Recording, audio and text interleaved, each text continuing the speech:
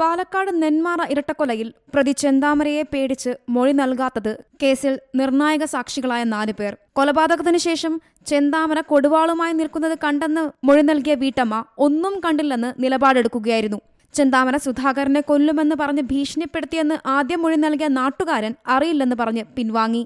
കൊലപാതക ദിവസം ചെന്താമര വീട്ടിൽ ഉണ്ടായിരുന്നു എന്ന് ആദ്യം പറഞ്ഞ 2 പേരും കൂറുമാറി.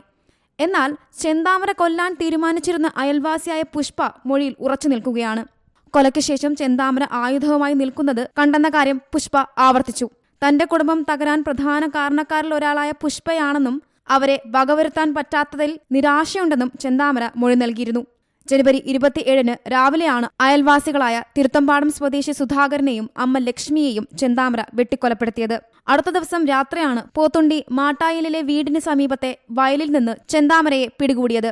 ശാസ്ത്രീയ തെളിവുകൾ, കൊലയ്ക്കുപയോഗിച്ച ആയുധങ്ങൾ, പ്രതിയുടെ വസ്ത്രം എന്നിവ പോലീസിന് കണ്ടെടുക്കാനായിട്ടുണ്ട്. Zee Malayalam news, Palakkad. പുതിയ വാർത്തകളും വിശേഷങ്ങളും ഇനി വിരൽ തുമ്പിൽ. എല്ലാ ഡിജിറ്റൽ പ്ലാറ്റ്ഫോമുകളിലും ഇപ്പോൾ സീ മലയാളം ന്യൂസ് ലഭ്യം.